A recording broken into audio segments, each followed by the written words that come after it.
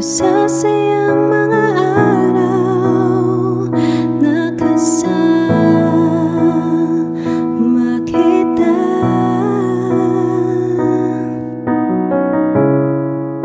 Paglalambing at kulit mo na hindi nakakasawa.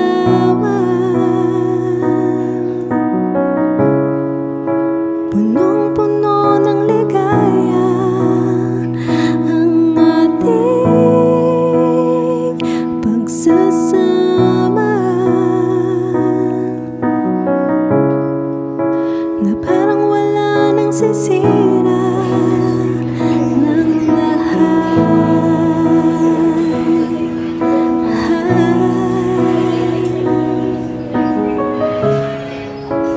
Bakit ba dumating ang oras na ito?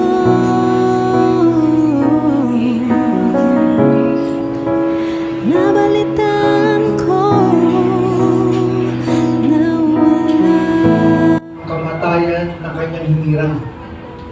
Napakaganda sa mata ng Diyos ang pagkamatay ng kanyang pinabanan. Sino po ba yung mga pinabanan ng Diyos? Ang pinabanan ng Diyos ay yung taong tumanggap kay Yesu Cristo na hinugasan po ng banal na dugo ng ating Panginoon Diyos. Alam po natin, ating kapatid, kung siya nabubuhay, naranasan niya paano niya ang kilala ng ating Diyos. Nakakasama ko ating kapatid si Boy sa pag-mission, especially ng mga naunang panahon. At sinasabi lang niya, gusto ko, Brother Tony, masaya lang ang buhay namin. Kompleto ang aking pamilya. At tinupad po ng Diyos yan. Bakit kamo? Kasi pag naranasan po niya yung kagalingan ng ating Diyos sa kanyang buhay. Ilang beses po siya nadala sa ospital, na-opera po siya. All those years, pinagaling siya ng ating Diyos. Ano po ang ginawa nating kapatid? Ginawa po nating kapatid, inalay niya ang kanyang bahay. Ilusan niya ang kanyang bahay para sa gawain. Sabi niya sa akin, nung ginagawa niya yung kanyang bahay, yung 4 na palapat, Brother Tony, magkakaroon ng gawain niya sa taas. At hanggang ngayon, mga kapatid, meron ng gawain yan sa mga bata. Ganun po ang ginagawa ng Diyos pag nakilala natin ang ating Panginoon. Hindi na siya nabubuhay para sa ating sarili, kundi pinabubuhay na po natin ang ating Diyos. Kaya sabi, mapalad o mahalaga sa mata ng Diyos ang kamatayan. Bakit? Ito'y simula pa lang ng bagong buhay po niya sa kakarya ng ating Diyos. Kaya makita po natin, ating kapatid, it's not much of a talker. Hindi po pala salita ang ating kapatid. Pero he's more of a doer. Magawa po yan. At nakita ko yan sa kanyang mga anak. Sabi niya, natutuwa ko dahil nagpapatuloy sila sa gawain. At nakita rin niya yung buhay ng kanyang mga apo. Okay? Sabi nga po, tapos na po ang mission na ating kapatid sa lupa. And the question is, who will take over? Ito po yung hamon. Sino ang kukuha ng kanyang role sa pamilya? Kaya importante po, kapatid, tuloy-tuloy ang gawain ng ating Diyos. Naniniwala ako sa ating kapatid, maganda na po ang kanyang sitwasyon. Maganda na kanyang buhay. Alam po natin, ang buhay po natin, pasamantala lamang dito. Hindi po natin. Maraming salamat po sa lahat ng mga nagmamahal kay Papa.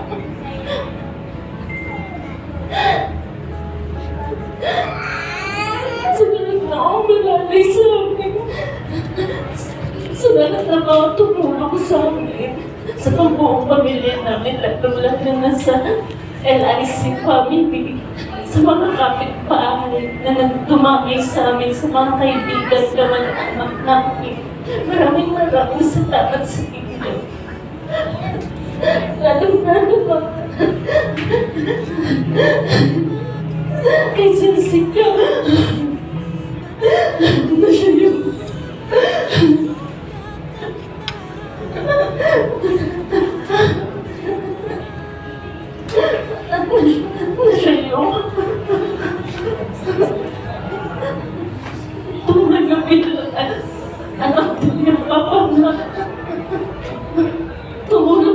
Mama para sa lahat ng mga nakabila sa ospital, sa pagbunting kay Papa. Dahil hindi namin nagawa yung araw-araw na nandyan siya. Dahil kami may mga trabaho, pero si Jessica hindi niya hinayaang pabayaan si Mama at si Papa sa mga oras na pangangailangan nila. Kaya magpapasalamat kami sa Lord na si Jessica yung ginamit ng Lord na makasama pa namin si Papa ng mahabang panahon kahit sa naghihirap na siya sa mga oras na yun, pero in-accept naman na din namin na itong mga pagkakataong nangyari na to, na alam namin na sa Lord na siya ngayon, kasama niya na si Lord. Maraming pong salamat ulit sa mga lumalo ngayong huling araw ng Papa.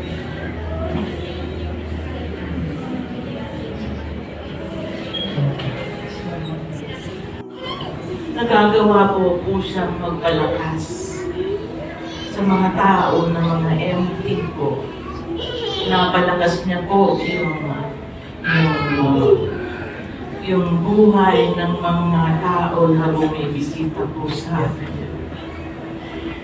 Kaninang maga po, meron isang pumasok po sa bahay. Umiiyak po. Kahit ganun po yung lagay ni Brother Biboy, pero nakapagtulong po siya. At sabi daw sa kanya, pigilan mo na yung paninigarilyo mo. Dahil yung katawan mo na yan ay templo ng banal na spirit. Kailangan gawin mo malinis. Malinis na ikinigas. Kaya kahit po kami dumanas ng kahirapan, promise naman po yun ng Lord na ang lahat ng bagay sa ating buhay ay may kalakip po ng kabutihan. Kakasutos ni Brother Bibo, ang Diyos po hindi nagkulang. Sa provision po sa amin, hindi po namin naranasan yung magkulang. Dahil po pag nasa Panginoon po tayo, siksik-liglig, umaapaw ang ibinibigay ng Diyos. Marami pong anghel, marami pong uwa na pinapadala po sa amin. Minsan nga po nagsasabi siya na, meron pa ba akong pang-dialysis? Sabi ko, huwag kang mag-alala. Laging may pagpapala ng Diyos. Kaya nakita po namin sa buhay po ni Brother Biboy, kahit po may sakit, marami po ang pinapalakas ng kalooban. Kaya nagpapasalamat po kami sa lahat po ng mga tumulong sa amin. Alam niyo po yan. Pagpalain po kayo ng Diyos. At si Brother Biboy, hindi na po niya tayo makikita. Pero ang kanya pong spirito or ang kanya pong buhay ay nasa Panginoon. Sa mga nahipo po ng buhay ni Brother Biboy dito po sa mundo, kung ano po ang pagpapala na naranasan niyo sa Panginoon, iyan po ang ipapagawa niyo sa inyo. Kaya sinabi nga ng Lord na tayo'y humayo, magpakarami sa pagbahagi ng kanyang salita. Sa mga kapatid na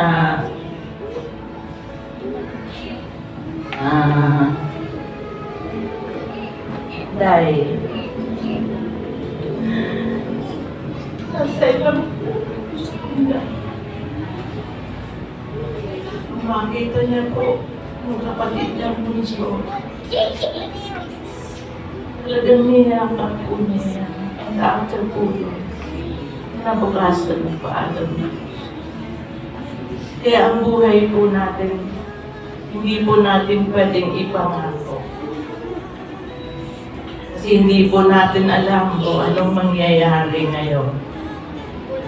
Huwag natin ipangako yung bukas.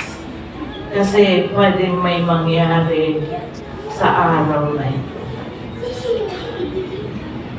Yung katatagan po namin, na-appreciate po namin sa buhay, sa nangyari po sa kanya, sa aming pamilya, natulong po kami na magmahalan. Karoon po ng pagkakaisa sa pamilya. Dahil po ang pagkakaisa ng pamilya, ang pagpapala po ay umaabot. LIC family, Pastor Tony, itatay ka po namin. Sa panalangin po, napakalakas po na kami ay ipinapanalangin sa isang taon po na ginanas po ng aming po. Pero po, sa bandang huli po talagang sabi niya, uuwi na siya sa Panginoon. Kasi sabi ko minsan, kumain ka para lumakas ka. Handa na raw po siya umuwi sa Panginoon. Sabi ko, paano ako? Iwan mo ako. Gusto niya po ako isama. Pero hindi pa po panahon. Dahil ang aming pamilya po ay gagawa pa rin na maraming makakilala po sa Panginoon. Kaya sa aking mga kapitbahay, sa mga binago ang buhay, sa pagbabala na tinatanggap ni Brother Biboy, andiyan po sila. Maraming salamat po sa suporta. And hindi ko po alam na yung burol po na yan, akala ko nasa bahay lang po yung mga tao. Sabi po nila kanina, napakarami daw na nagmahal kay Brother Biboy dahil ang dami daw na nakiramay po sa amin. Kaya tama rin po yung desisyon po nila na hindi po namin ito iburol dito po sa St. Peter. Kasi marami po palang namimiss po siya. Doon po sa mga nahipo ng kanyang buhay. And kahit po yung mga bata na yung gawain nga po sa taas, mga bata po na tinuturuan doon, free po silang nasisilip si tatay. Meron po isa doon, si Grandpa. Every morning, akala ko mag-aaral lang siya, nag-aantay lang po pala siya na buhatin para makita po si Grandpa. Marami pong mga bata na talagang nagmamahal po. And may plano pa po siya. Nakahawak po siya ng pera nung huli. Ayaw niya ibigay sa akin. At ibibigay daw niya sa mga bata sa gusto. Kaya napakabuti pong ama. Napakabuti pong ama ito. Kaya sabi ko sa kanya, sana ako kasama. Pero alam ko, ito'y pinangyayari dahil sa kalakasan po ng aming pamilya. At naranasan po namin kung paano po kami sinustain ng Diyos sa mga pagsubok. Kaya, mga kapatid, kung kayo po ay mga dinaramdam ngayon, mga stress, ibigay po natin yan sa Panginoon. Dahil wala pong makakalutas ng problema kundi ang Panginoon lang. And muli, huling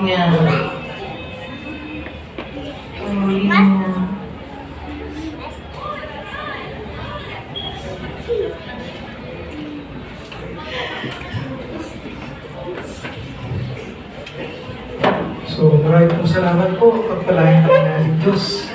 Pero kung gustong tumingin sa ating kapatid, you can go now. Bago po natin ilalagsin. Maraming pong salamat. God bless us all. 1, 2, 3. Apa po ah? 1, 2, 3. Smile ka doon. Smile ka.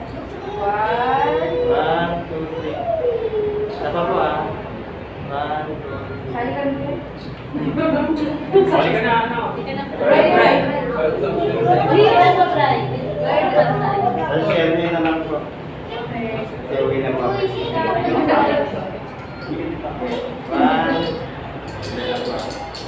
2, 3. Apa po ah? 1, 2, 3. Ay, bata po. 1, 2, 3.